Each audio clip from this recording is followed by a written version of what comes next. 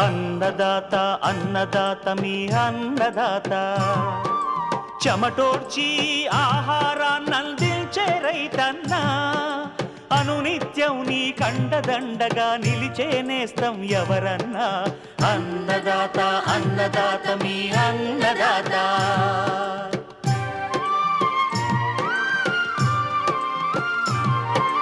నూతన రీతుల సాగుబడికి నూరింతలు పెరిగే దిగుబడికి సూచనలిచ్చే సస్య రక్షణకు పశు పోషణకి శాస్త్ర విజ్ఞానం అందించి ముందుకు నడిపే తెలుగు రైతు భారతదేశానికి మకుటం అయ్యేలా తీర్చిదిద్దే ఆశయంతో మిమ్ము మేలు కొలిపేది అన్నదాత అన్నదాత అన్నదాత మీ అన్నదాత అన్నదాత అన్నదాత మీ అన్నదాత.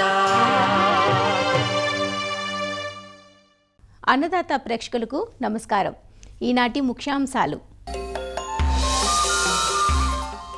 ఆంధ్రప్రదేశ్లో సార్వాకు అనువైన ప్రధాన వరి రకాలు, లేయర్ కోళ్ల పెంపకంలో వివిధ దశల్లో పాటించాల్సిన మెళకువలు, ఇంకా జై కిసాన్ వ్యవసాయ సమాచారం.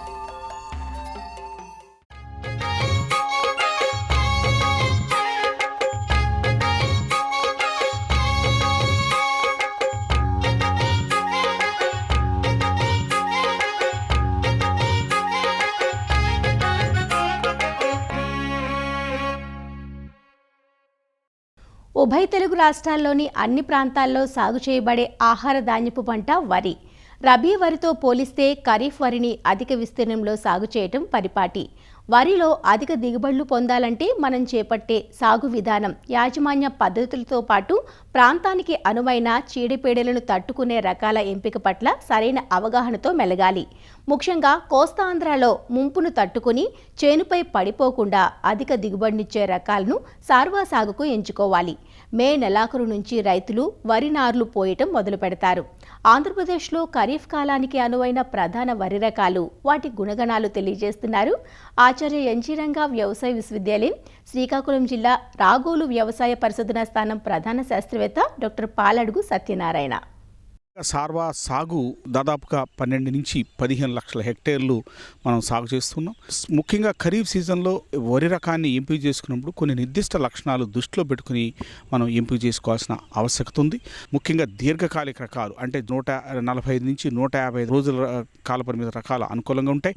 ఈ రకాలుగా చూసినట్టయితే మనకి స్వర్ణ రకము, అలాగే MTU 1061, MTU 1024, MTU 1262, ఆర్జల్ 2537, అలాగే BPT 2270, అలాగే BPT 2782, అలాగే BPT 2595. ఈ దీర్ఘకాలిక రకాలు సాధారణ పరిస్థితుల్లో మనకి జూన్ మొదటి నుంచి 3వ వారంకి సాగుకి అనువైన రకాలుగా చెప్పుకోవచ్చు.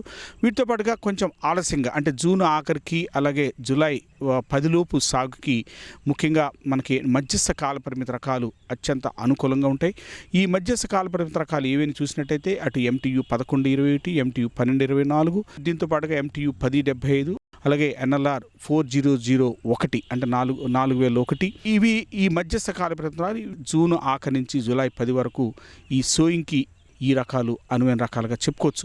ఇవి కాకుండా జూలై 10 నుంచి ఆఖరికి అంటే జూలై ఆఖరి వరకు అంటే ఆలస్యంగా సాగు చేసేటువంటి ప్రాంతాలు, ముఖ్యంగా మెంట ప్రాంతాలు అని, వర్షాధార ప్రాంతాలు కానీ, కాలువలు ఆలస్యంగా వచ్చినప్పుడు ముఖ్యంగా ఏంటంటే స్వల్పకాలిక రకాలు అత్యంత అనుకూలంగా ఉంటాయి.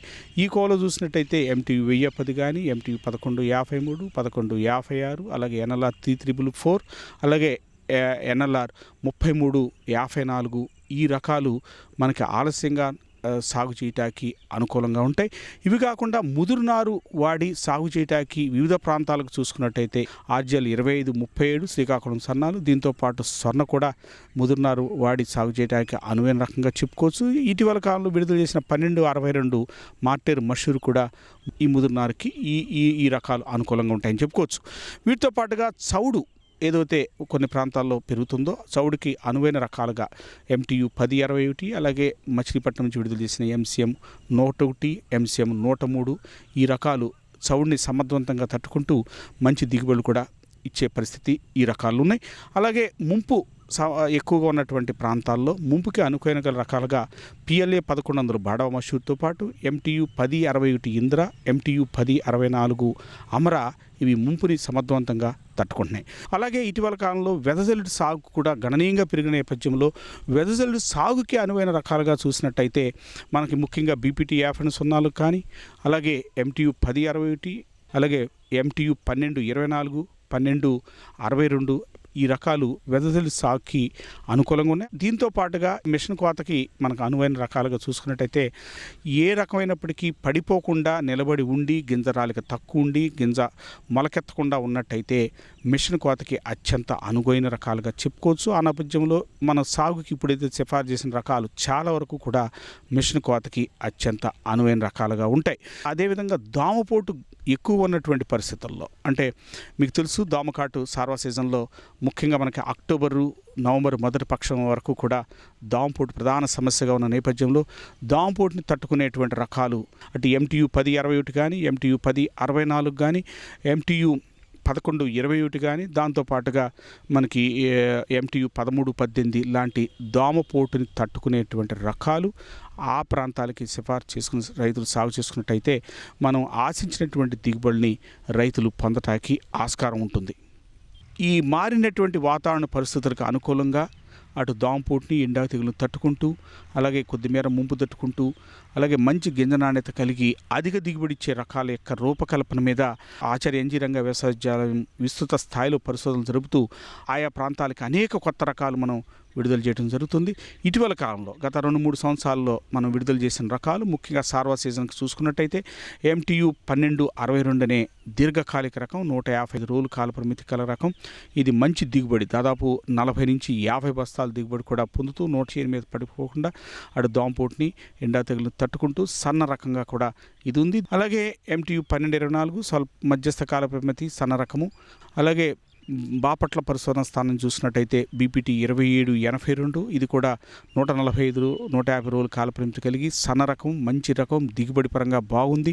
అలాగే గింజ నాణ్యత పరంగా కూడా BPTకి ధీటైన పోటీ రకంగా ఇది కూడా చెప్పుకోవచ్చు. అలాగే BPT 2595 లాంటి రకాలు కూడా ఇటీవల కాలంలో మనం విడుదల చేయటం, ఈ రకాలన్నీ కూడా వివిధ ప్రాంతాలకి అనువైన రకాలుగా మనం చెప్పుకోవచ్చు. మనకి ప్రతికూల వాతావరణ పరిస్థితుల్లో కూడా మేలైన దిగుబడులు ఇచ్చేటువంటి కొత్త రకాలని రైతులు ఎంపిక చేసుకుని సాగు చేసుకున్నట్టయితే వరిలో నికర దిగుబడులు, నికర ఆదాయం పొందడానికి ఆస్కారం ఉంటుంది.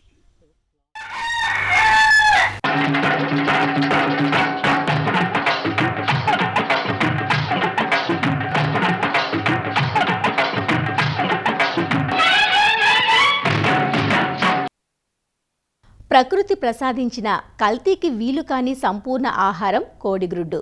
జాతీయ పౌష్టికాహార సంస్థ గుర్తించిన ఆహార పదార్థాల్లో కోడిగ్రుడ్డుదే ప్రథమ స్థానం. పెరిగే పిల్లలకు ఇది మంచి పౌష్టిక ఆహారం కాబట్టే రోజుకో గుడ్డుతో ఆరోగ్యం దరిచేరు అన్న నానుడి వ్యవహారంలోకి వచ్చింది. గ్రుడ్డులో మనిషికి కావలసిన మాంసకృత్తులు, కొవ్వు పదార్థాలు, ఖనిజ లవణాలు, విటమిన్లు పుష్కలంగా లభ్యమవుతాయి. గ్రుడ్డును ఉత్పత్తి చేసే లేయర్ కోళ్ల పెంపకాన్ని భారీ పెట్టుబడులతో రైతులు చేపడుతుంటారు. అయితే యాజమాన్యంలో ఏమరపాటుగా ఉన్నా, వేసవి తాపం ఎక్కువగా ఉన్నా, పోషణ, ఆరోగ్య విషయాలను అశ్రద్ధ చేసిన గ్రుడ్ల ఉత్పాదకత తగ్గి నష్టాలను ఎదుర్కోవలసి వస్తుంది. అందువల్ల లేయర్ కోళ్ల పెంపకంలో అడుగడుగునా మెలకువలు పాటించాలి. అవేమిటో ఈరోజు తెలుసుకుందాం. దేశవాళీ కోళ్లలో గ్రుడ్ల ఉత్పత్తి తక్కువ. అందుచేత గ్రుడ్ల దిగుబడి పెంచేందుకు విదేశీ జాతులు మరియు వాటి నుండి వచ్చిన సంకర రకాలను వాణిజ్య పంథాలో పెంపకం చేస్తున్నారు. వాణిజ్య శైలిలో పెంచే లేయర్ కోళ్లలో వైట్ లెగ్ హార్న్ ముఖ్యమైనది. వీటితో పాటు EV 300, HH 260, బోవాన్సు, డీలర్స్, సేవర్ ముఖ్యమైనవి. ఈ సంకరజాతి లేయర్ కోళ్లను మంచి యాజమాన్య పద్ధతులతో పెంపకం చేస్తే ఏడాదికి 290 నుంచి 320 వరకు గ్రుడ్లు పెడతాయి. కోళ్ల పెంపకంలో ముఖ్యమైనది షెడ్ నిర్మాణం. షెడ్ నిర్మాణానికి ఎంపిక చేసిన స్థలానికి మంచినీటి వసతి, విద్యుత్ శక్తి సరఫరా నిరంతరాయంగా ఉండాలి. మార్కెట్కు సమీపంలో ఉండాలి. షెడ్ ఎత్తులో ఉంటే గాలి ప్రసరణ బాగుండి మురుగునీరు నిలబదు.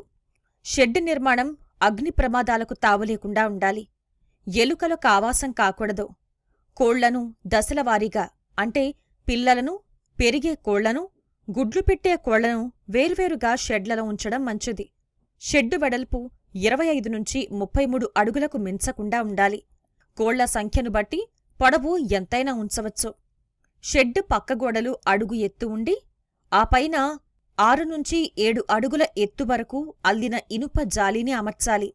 చూరు కనీసం 3 నుంచి 4 అడుగులు ఉండాలి. కప్పును ఆస్బెస్టాస్ రేకులతో వేయడం మంచిది. ఎండ పడకుండా ఉండేందుకు షెడ్డును తూర్పు, పడమర దిశగా నిర్మించుకోవాలి. గ్రుడ్ల కోళ్ల పెంపకానికి కేజ్ పద్ధతి అనువుగా ఉంటుంది. కేజ్ విధానం ఎత్తుగా ఉండి రెట్ట నేలమీద పడేందుకు అనువుగా ఉంటుంది. ఈగల బెడద దుర్వాసనలను అరికడుతుంది. కోడిపిల్లల్ని షెడ్లోకి తీసుకురావడానికి 10 రోజులు ముందుగానే షెడ్డులోని బూజు, దుమ్మును శుభ్రపరిచి గోడలకు సున్నం వెయ్యాలి. వీలైనంతవరకు 1 రోజు వయస్సున్న పిల్లలతో పరిశ్రమను ప్రారంభించటం మంచిది. పుట్టినప్పటినుంచి 8 వారాల వయస్సు వచ్చే వరకు పిల్ల దశ లేదా స్టార్టర్ దశ అంటారు.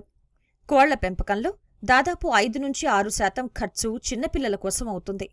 ఈ దశలో కోడిపిల్లలు సున్నితంగా ఉండి వ్యాధి నిరోధక శక్తి తక్కువగా ఉంటుంది. కాబట్టి వాటి పోషణలో ప్రత్యేక శ్రద్ధ వహించాలి. అప్పుడే అవి వాతావరణ పరిస్థితుల్ని ఎదుర్కొని చక్కగా పెరిగి అధిక గుడ్లను పెడతాయి. బ్రూడర్లు, మేత తొట్లు, నీటి తొట్లను కడిగి సూచించిన క్రిమిసంహారక మందులతో శుభ్రపరచాలి. వరిపొట్టును 3 అంగుళాల మందంతో పరచాలి. లిట్టర్పై కాగితాలు పరిచి మొక్కజొన్న నూకను కాగితంపై పలుచగా చల్లుకోవాలి. బ్రూడర్ చుట్టూ 2 నుంచి 3 అడుగుల దూరంలో 18 అంగుళాల ఎత్తులో వృత్తాకారంలో రక్షక దడిగా అమర్చాలి. కోడిపిల్లల తొలిదశలో బాహ్య ఉష్ణోగ్రత మార్పులకు తట్టుకునేందుకుగాను కృత్రిమంగా వేడినందిస్తారు. దీన్నే బ్రూడింగ్ అంటారు. ఆయా ప్రదేశాల వాతావరణ పరిస్థితులను బట్టి 4 నుంచి 6 వారాల వరకు బ్రూడింగ్ అవసరముంటుంది. బ్రూడర్ కింద వేడిని కోడిపిల్లల వయస్సును బట్టి క్రమంగా 90 నుంచి 95 డిగ్రీల ఫారెన్హీట్ నుంచి 70 నుంచి 70 ఫారెన్హీట్కు తగ్గించాలి. బ్రూడర్ కింద వేడి ఎక్కువైతే పిల్లలు దూరంగా వెళ్ళిపోతాయి. అదే తక్కువ అయితే పిల్లలన్నీ గుంపుగా చేరతాయి. దీన్ని అనుసరించి వేడి తగ్గించటమో లేదా పెంచడమో చెయ్యాలి. 4 అడుగుల వ్యాసం గల బ్రూడర్ కింద 250 నుంచి 300 పిల్లల వరకు పెంచుకోవచ్చు. ప్రతి బ్రూడర్ కింద 3 నుంచి 4 నీటి తొట్లు అమర్చాలి. వాటిని రోజూ శుభ్రపరిచి కొత్త నీటితో నింపాలి. రాత్రంతా లైట్లు ఉండేలా చూడాలి. పిల్లలకు మొదటి 7 నుంచి 10 రోజుల మధ్య డీబీకర్ సహాయంతో ముక్కును కత్తిరించాలి. దీనివల్ల పిల్లలు ఒకదాన్ని ఒకటి పొడుచుకోవడం, మేతను పక్కకు తోసేయటాన్ని అరికట్టవచ్చు. పుట్టినరోజునే హ్యాచరీలలో మారెక్స్ రోగానికి టీకా వేస్తారు. తర్వాత కొక్కెర, గంబోరా, మసూచి రోగాలకు టీకాలు వేయించాలి. రక్తపారుడు రాకుండా మేతలో కాక్సీడియోస్టాట్ మందులు కలపాలి. కోళ్లు 9 నుంచి 20 వారాల వయస్సులో ఉన్నప్పుడు పెరిగే వయస్సు లేదా గ్రోయర్స్ అంటారు. ఈ దశలో కోళ్లను ప్రత్యేకంగా షెడ్లో కాని లేదా చిన్నపిల్లల్ని ఉంచిన షెడ్లో కాని పెంచవచ్చు. ఈ దశలో ప్రతి కోడిపిల్లకు 1 నుంచి 1.5 చదరపు అడుగుల స్థలం కావాల్సుంటుంది. కోడిపిల్లలు 12 నుంచి 16 వారాల మధ్య వయస్సులో ఉన్నప్పుడు ముక్కులను మరొకసారి కత్తిరించాలి. ఈ వయస్సులో నాసిరకపు పిల్లల్ని వేరుచేసి వాటి పోషణలో ప్రత్యేక శ్రద్ధ వహించాలి. 2వసారి కొక్కెర తెగులుకు, మసూచీకి బూస్టర్ డోస్ టీకాలు వేయించాలి. సాధారణంగా 18 నుంచి 20 వారాల వయస్సు వచ్చేటప్పటికి కొన్ని కోళ్లు గుడ్లు పెట్టటం మొదలు పెడతాయి. కాబట్టి 16-17 వారాల వయస్సులో కోళ్లను కేజ్లలోకి మార్చుకోవాలి. ఇలా చేయటం వలన కొత్త వాతావరణానికి అలవాటు పట్టానికి వాటికి తగినంత అవకాశముంటుంది. 20 వారాలు దాటిన తర్వాత కోళ్లన్నీ గుడ్లు పెడుతూ ఉంటాయి. గుడ్లు పెట్టే కోళ్లను లేయర్లు అంటారు. ఈ దశలో ఏ విధమైన ప్రయాస కలగకుండా చూసుకోవడం అతి ముఖ్యం. ఈ దశలో కోళ్లకు రోజుకు 14 నుంచి 16 గంటలు వెలుతురు అవసరం. అంటే పగటి వెలుతురుతో పాటు అదనంగా 4 నుంచి 5 గంటల వెలుతురు సమయాన్ని పెంచాలి. దీనివల్ల గుడ్ల ఉత్పత్తి బాగుంటుంది. కాబట్టి ప్రతి 200 చదరపు అడుగుల స్థలానికి 40 వాట్ల బల్బును కాని, ట్యూబ్లైట్ను కాని అమర్చాలి. ఒక్కో కోడికి కనీసం 3 నుంచి 4 అంగుళాల మేత స్థలం, 1 అంగుళం వరకు నీటి స్థలం లభించేలా చూడాలి. ఫారంలో కాని లేదా దగ్గర్లోని ఫారాల్లో కాని ఏవైనా రోగాలు ప్రబలినప్పుడు అవసరాన్ని బట్టి మందులు టీకాలు వేయించాలి. కోళ్లు గుడ్లు పెట్టటం మొదలైన తర్వాత 1 సంవత్సరం వరకు, అంటే కోడి వయస్సు 72 వారాలు వచ్చే వరకు లాభదాయకంగా పెంచవచ్చు. అయితే వేసవికాలం కోళ్లకు గడ్డుకాలం. ఈ సమయంలో కోళ్లు మేతను తక్కువగా తీసుకుంటూ ఎక్కువ నీళ్లను తాగుతాయి. అధిక ఉష్ణోగ్రతల ధాటికి కోడి యొక్క దేహ రసాయన ప్రక్రియ దెబ్బతింటుంది. పెరుగుదల మందగిస్తుంది. గుడ్ల ఉత్పత్తి బాగా పడిపోతుంది. షెడ్డు పైకప్పు మీద గడ్డిని పరిచి నీరు చిలకరించటం, షెడ్డు చుట్టూ పట్టాలు వేలాడతీసి నీటితో తడపటం, షెడ్డులో ఫాగర్లు ఏర్పాటు వంటి జాగ్రత్త చర్యలతో కోళ్ల షెడ్ను సాధ్యమైనంత వరగా చల్లగా ఉండేట్లు చూడాలి. ఫారంలో కోళ్లు నాసిగా కనిపించినట్లయితే వాటిని ఏరివేయాలి. ఇలాంటి కోళ్లలో జుట్టు చిన్నగా, గరుగ్గా పాలిపోయుండి కటివలయం చిన్నదిగా కొంచెం గట్టిగా ఉంటుంది. ఎముకల మధ్య స్థలం ఇరుగ్గా ఉంటుంది. కడుపు భాగం గట్టిగా ఉండి ఛాతీ ఎముకకు ఉదర భాగానికి మధ్య ఇరుగ్గా ఉంటుంది. అలాంటి వాటిని తరచూ ఏరివేయడం ముఖ్యం. ఇలా అన్ని దశల్లోనూ ఈ నాసిరకపు కోళ్ల ఏరివేత పాటించినట్లయితే ఆరోగ్యవంతమైన కోళ్లతో పెంపకం లాభదాయకంగా ఉంటుంది.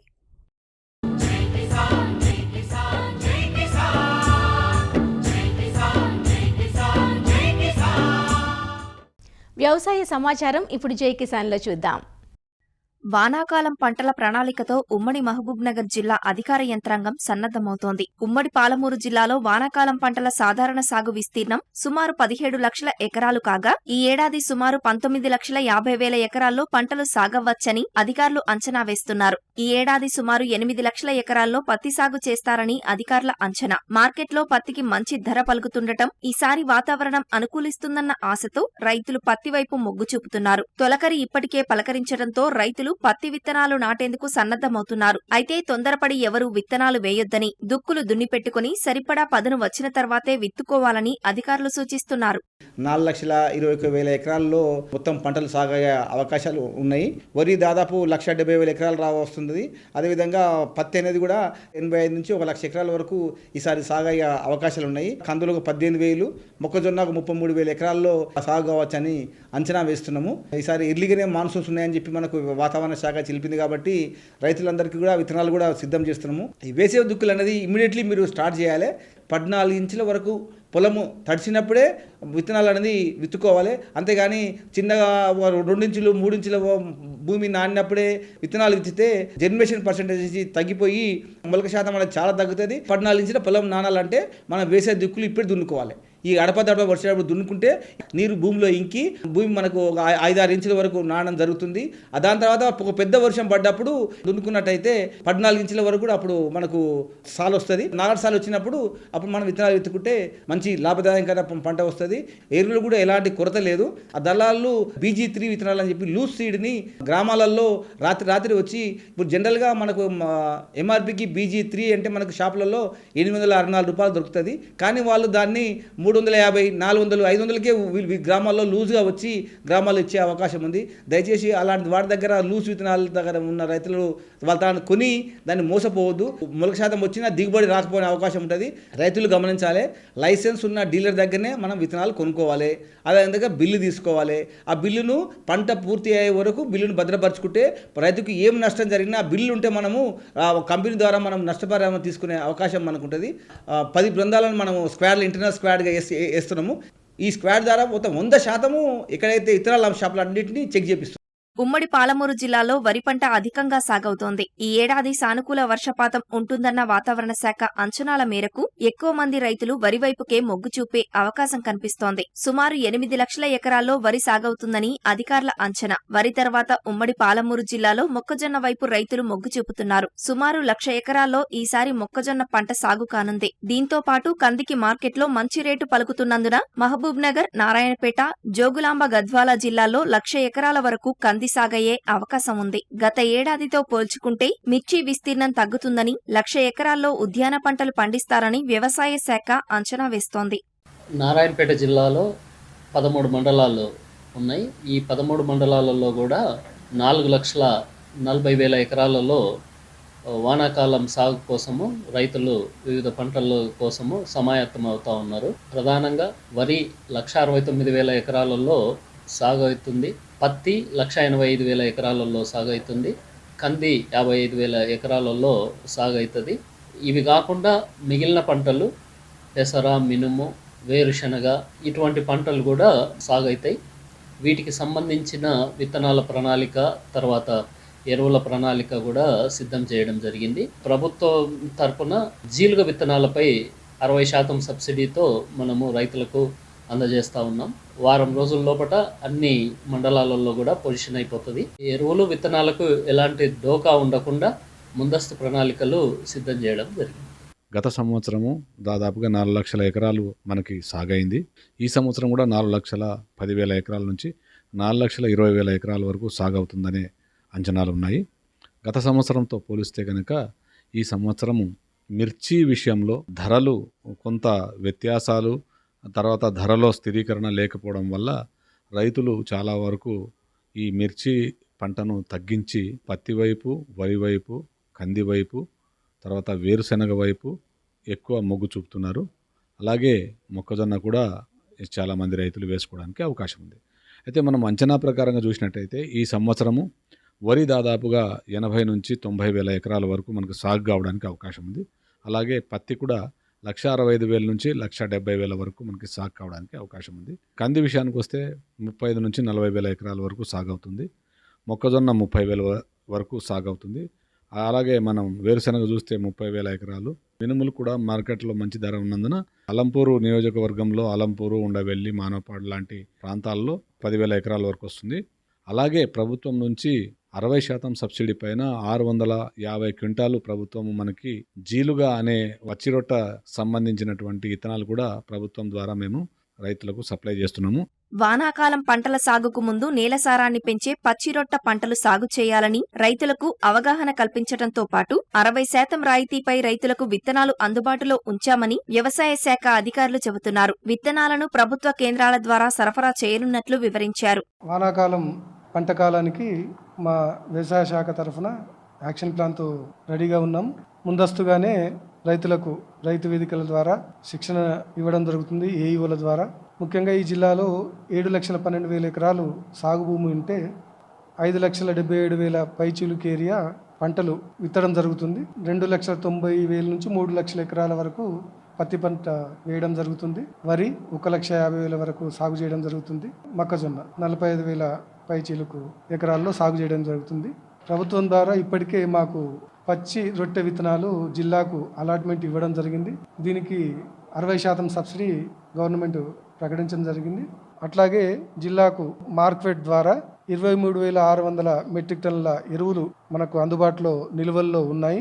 ఇవి కాకుండా ప్రైవేట్ డీలర్ల దగ్గర కూడా స్టాక్స్ అవైలబుల్ ఉన్నాయి. కాబట్టి మనకు మంచి పొజిషన్లో మన జిల్లా ఉంది. ఈ మంత్ ఎండింగ్ లోపల ఈ విత్తనాల టెస్టింగ్ కూడా జరపడము, అంటే మొలక శాతం కానీ ఇంకేదైనా ప్రాబ్లమ్స్ ఉన్నాయా లేదా ముందుగానే తెలుసుకొని రైతులకు మంచి విత్తనాలు అందే విధంగా ఏర్పాటు చేయడం జరుగుతుంది. జూన్ మొదటి వారంలోనే నైరుతి రుతుపవనాలు రాష్ట్రంలోకి ప్రవేశించి వానలు కురిసే అవకాశం ఉన్నందున రైతులు ఇప్పటికే ఖరీఫ్కు సన్నద్దమవుతున్నారు. వర్షాధార పంటలకు సైతం ఈ ఏడాది అనుకూలంగా ఉందని, ఆరుతడి, చిరుధాన్యాల సాగుకు సైతం ప్రాధాన్యం ఇవ్వాలని అధికారులు రైతులకు సూచిస్తున్నారు. మరిన్ని విభిన్న అంశాలతో రేపటి అన్నదాతలో మళ్ళీ కలుసుకుందాం. అంతవరకు సెలవు, నమస్కారం.